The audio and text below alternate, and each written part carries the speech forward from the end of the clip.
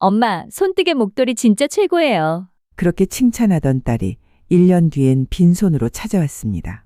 그리고 저는 33년 모은 통장을 해지했습니다. 참담했던 제 이야기 좀 들어주세요.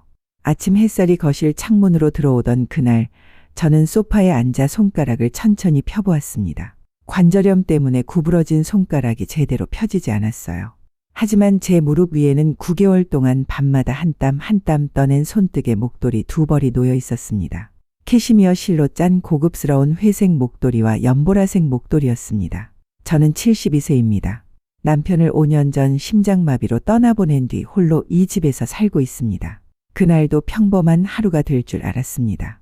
오후에 경로당 친구들과 만나기로 약속했고 새로 산 베이지색 재킷을 꺼내 입었습니다. 거울을 보며 립스틱을 바르는데 초인종이 울렸습니다. 문을 열자 딸 수진이와 사위 재훈 씨가 급한 표정으로 서 있었습니다. 갑자기 회의가 잡혀서 손녀 민서를 봐달라는 부탁이었습니다. 손녀 민서의 가방을 제 손에 쥐어주며 두 사람은 제 대답도 기다리지 않고 엘리베이터로 사라졌습니다. 저는 5살짜리 민서를 안고 서서 경로당 친구들에게 전화를 돌렸습니다.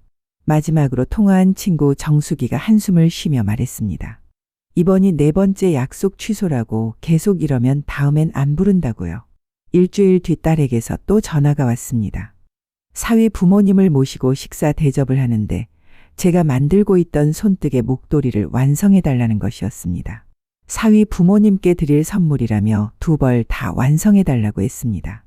이번 주말까지요. 전화를 끊고 나니 가슴이 답답했습니다. 하지만 내 딸이 필요로 한다는데 거절할 수 없었습니다. 그날부터 저는 밤낮으로 목도리를 떴습니다. 손가락이 퉁퉁 부어올라 진통제를 먹어가며 작업했습니다.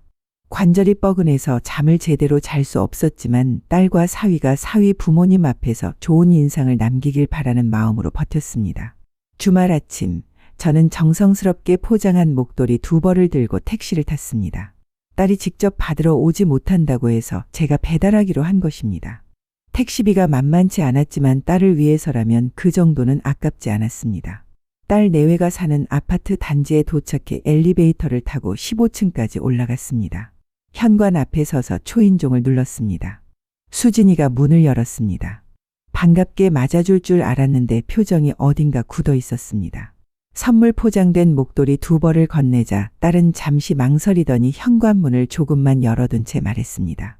엄마, 목도리만 두고 그냥 돌아가세요. 곧 시부모님이 오세요. 저는 잠시 귀를 의심했습니다. 같이 인사드리면 되지 않겠냐고 물었지만 딸의 대답은 차갑고 단호했습니다. 제가 계시면 시부모님이 불편해하신다는 것이었습니다. 그 순간 제 심장이 쿵 내려앉는 기분이었습니다.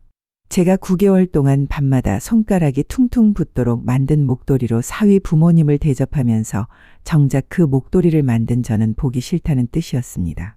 안쪽에서 사위의 목소리가 들렸습니다. 장모님 오셨냐며 그냥 가시는 거냐며 수고하셨다는 인사였습니다. 마치 택배 기사에게 하는 인사처럼 가벼웠습니다. 문이 닫히는 소리가 들렸습니다. 저는 현관 앞에서 한참을 멍하니 서 있었습니다. 엘리베이터를 타고 1층으로 내려오는 동안 눈물이 멈추지 않았습니다. 택시를 타고 집으로 돌아오는 내내 손이 떨렸습니다. 내 딸이 나를 이렇게 대하다니. 나는 그저 손뜨개나 떠주고 아이나 봐주는 가정부였던 걸까. 집에 도착해 소파에 앉았습니다. 벽에 걸린 가족 사진이 눈에 들어왔습니다. 수진이의 대학 졸업식 때 찍은 사진이었습니다. 남편과 함께 등록금을 마련하려고 새벽 시장에서 반찬 장사를 했던 기억이 떠올랐습니다.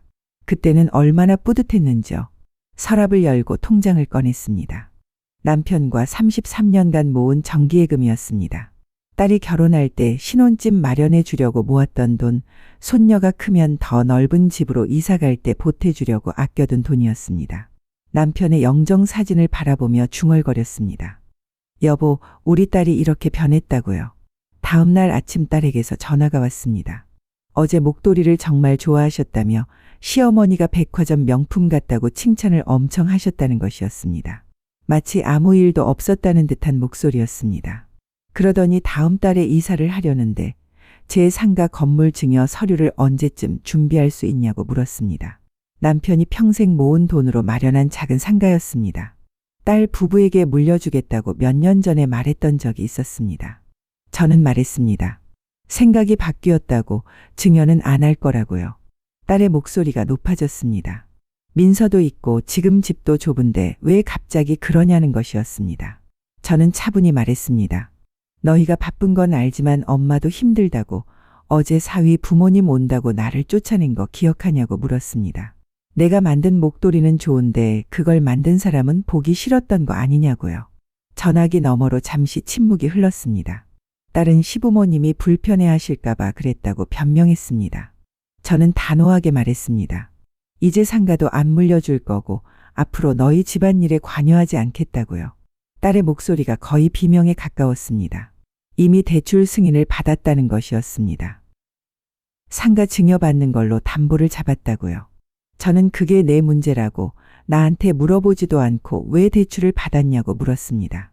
딸은 당연히 엄마가 준다고 했다고 소리쳤습니다. 그건 네가 나를 엄마로 대해줄 때 하려던 약속이었어. 딸이 울먹였습니다. 이러시면 저희 정말 망한다고요. 그 순간 제 머릿속에서 무언가가 똑 하고 끊어지는 소리가 들렸습니다. 수진아, 네가 나를 망하게 했어. 내 자존심을, 내 마음을 네가 짓밟았어.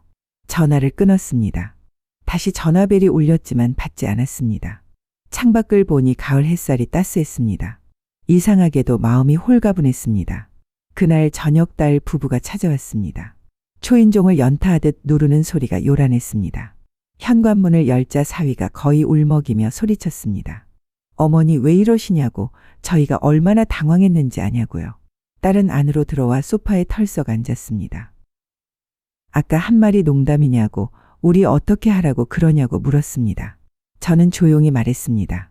내가 너희랑 약속했던 건 내가 너희 가족의 일원으로 존중받을 때 하려던 거였다고요. 사위가 따지듯 물었습니다. 저희가 언제 어머니를 존중 안 했냐고요. 저는 조용히 수첩을 꺼냈습니다. 지난 2년간 딸 부부에게 도움을 요청받았던 날들을 적어둔 수첩이었습니다. 내가 몇 번이나 약속을 취소하고 너희를 도왔는지, 손녀를 몇 번이나 봐줬는지, 그리고 어제처럼 내가 만든 선물은 받으면서 나는 문 밖에서 쫓아낸 적이 몇 번인지 적혀 있었습니다. 딸의 얼굴이 굳어졌습니다. 실수한 건 인정한다며, 하지만 갑자기 약속을 바꾸면 어떻게 하냐고 물었습니다. 저는 말했습니다.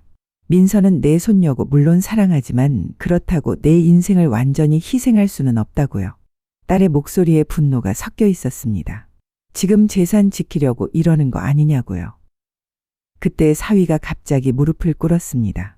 제발 도와달라고, 정말 이사 안 하면 안 된다고 애원했습니다. 저는 일어나라고, 그런 모습 보기 싫다고 말했습니다. 하지만 제 결정은 바뀌지 않는다고 단호하게 말했습니다. 딸의 얼굴이 새빨갛게 변했습니다. 진짜 이러실 거면 앞으로 민서도 못 보실 줄 알라는 협박이었습니다. 손녀로 협박하는 딸의 말에 가슴이 미어졌지만 이번만큼은 물러설 수 없었습니다. 저는 그래 그럼 그렇게 하라고, 손녀 못 본다고 위협하면 다 들어줄 줄 알았냐고 되물었습니다. 사위가 말했습니다. 어머니 진짜 이상하시다고, 자식 위해 희생하는 게 부모 아니냐고요. 저는 현관문을 활짝 열었습니다. 이제 돌아가요. 내가 필요할 때만 찾지 말고 진심으로 나를 어머니로 대할 준비가 됐을 때 다시 와요. 두 사람은 뭐라고 소리를 질렀지만 저는 문을 닫았습니다. 문이 닫히는 순간 무거운 한숨과 함께 이상한 홀가분함이 밀려왔습니다. 그 다음날 저는 은행을 찾아갔습니다. 33년간 모은 정기예금을 해지했습니다. 창구 직원이 목돈인데 괜찮냐고 물었습니다. 저는 대답했습니다. 이제 제 인생에 쓰려고 한다고요. 그 돈으로 저는 평생 가보고 싶었던 제주도 여행을 다녀왔습니다. 경로당 친구 셋과 함께 5박 6일 일정으로요. 바다를 보며 걸었고 맛있는 음식을 먹었고 밤에는 호텔 방에서 친구들과 수다를 떨었습니다. 오랜만에 제 이름으로 사는 시간이었습니다. 집으로 돌아온 뒤 저는 동네 복지관에 등록했습니다. 수영 강습을 신청했고 서예 교실에도 다니기 시작했습니다. 관절염 때문에 힘들었지만 제 즐거움을 위해 움직이는 시간이 행복했습니다. 경로당 친구들과의 약속도 이제는 취소하지 않았습니다. 제 시간이 소중하다는 걸 깨달았으니까요. 딸 부부에게서 한동안 연락이 없었습니다. 9개월쯤 지났을까요? 어느 가을날 아침 초인종이 울렸습니다. 문을 열자 딸 수진이가 혼자 서 있었습니다. 그새 많이 야위었고 눈가에 다크서클이 짙었습니다. 딸은 말을 잇지 못하고 눈물을 흘렸습니다. 저는 딸을 거실로 안내했습니다. 차를 내려주고 마주 앉았습니다. 딸이 떨리는 목소리로 말했습니다. 진짜 죄송하다고, 저희가 엄마를 너무 함부로 대했다고요. 사위는 혼자 왔냐고 물었더니 사위는 제가 여기 온 거 모른다고 했습니다. 사실 사위도 사과드리고 싶은데 용기가 안 나나 보다고요. 딸은 가방에서 작은 앨범을 꺼냈습니다. 민서 보고 싶으실 것 같아서 가져왔다며요. 앨범을 넘기자 손녀의 웃는 얼굴이 가득했습니다. 초등학교 입학식 사진, 피아노 발표회 사진, 눈물이 왈칵 쏟아질 것 같았지만 참았습니다. 딸이 말했습니다. 그동안 정말 많이 생각했다고, 저희가 얼마나 이기적이었는지, 엄마 마음은 생각도 안 하고 당연하게만 여겼다고요. 지금은 어떻게 지내냐고 물었더니 대출 취소하고 작은 빌라로 이사했다고 했습니다. 힘들긴 한데 그래도 스스로 해결해 나가고 있다고요. 딸의 모습에서 조금 성숙해진 면이 보였습니다. 딸이 조심스럽게 물었습니다. 다시 한 번만 기회를 주시면 안 되겠냐고, 이번엔 정말 가족으로서 엄마를 존중하고 대하고 싶다고요. 저는 앨범을 천천히 덮으며 딸을 바라봤습니다. 수진아, 용서는 시간이 필요해. 하지만 민서는 보고 싶으니까 주말에 데려오렴. 딸의 눈이 환해졌습니다. 사위한테도 언제든 와도 된다고 전하라고 말했습니다. 딸은 눈물을 닦으며 고개를 끄덕였습니다. 주말이 되자 손녀 민서가 찾아왔습니다. 문을 열자마자 저에게 달려와 안겼습니다. 할머니 보고 싶었다고요. 작은 몸을 꼭 안아주니 눈물이 날 것 같았습니다. 뒤에는 딸과 사위가 어색하게 서 있었습니다. 그날 저는 손녀와 함께 놀아주고 점심을 차려주었습니다. 식사 후 민서가 낮잠을 자는 동안 사위와 마주 앉았습니다. 사위가 말했습니다. 정말 죄송하다고, 자기가 너무 철없었다고요. 목소리에 진심이 느껴졌습니다. 작은 집으로 이사했다는 얘기를 들었다고 하자 처음엔 정말 힘들었지만 스스로 해결하면서 많이 배웠다고 했습니다. 어머니가 얼마나 힘드셨을지도 이제야 알 것 같다고요.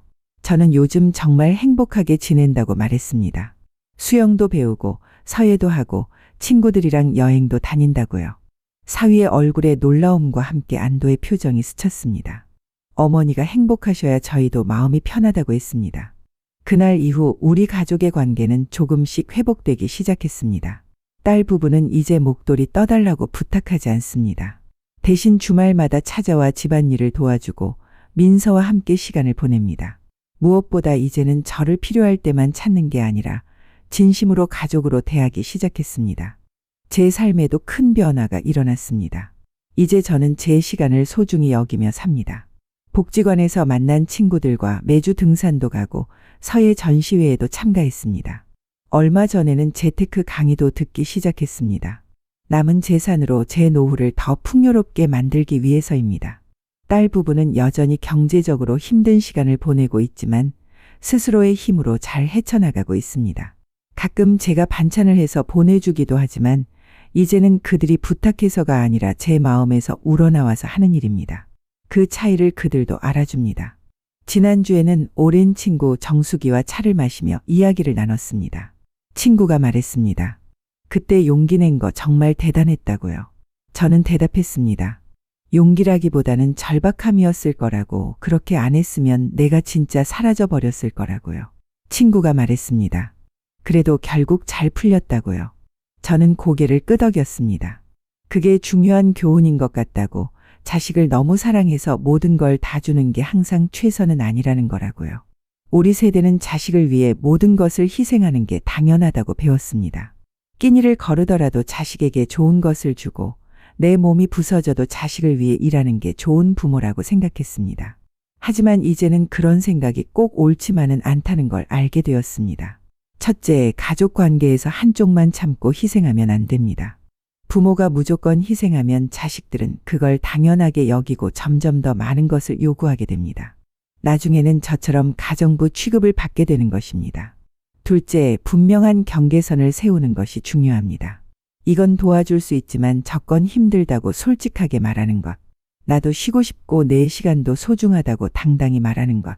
이렇게 솔직하게 표현했을 때 비로소 딸 부부도 저를 존중하기 시작했습니다. 셋째, 내 행복도 중요하다는 것입니다. 우리 세대는 늘 자식 먼저 챙기라고 배웠습니다. 하지만 내가 행복해야 가족들에게도 웃으면서 대할 수 있습니다. 제가 수영을 배우고 여행을 다니며 제 즐거움을 찾으니까 오히려 딸을 만날 때도 더 여유롭고 화목해졌습니다. 지금 저와 비슷한 상황에 계신 분들께 말씀드리고 싶습니다. 이제라도 자신의 행복을 찾으세요. 자식을 위해 모든 것을 희생하는 것이 사랑이 아닙니다. 서로 존중하고 건강한 경계를 세우는 것이 진정한 사랑입니다. 그리고 무엇보다 자신을 소중히 여기세요. 당신이 행복해야 가족도 행복해질 수 있으니까요. 창밖으로 노을이 지고 있습니다. 오늘도 복지관에서 수영을 하고 왔습니다. 관절염은 여전하지만 물속에서 움직일 때만큼은 자유롭습니다. 핸드폰이 울렸습니다.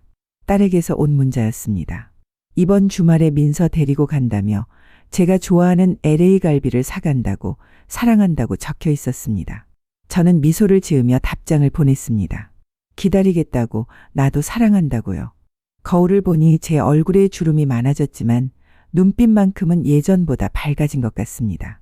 제 이름으로 사는 삶이 이렇게 빛나는 줄 몰랐습니다. 72년을 살았지만 진짜 제 인생은 이제 시작인 것 같습니다.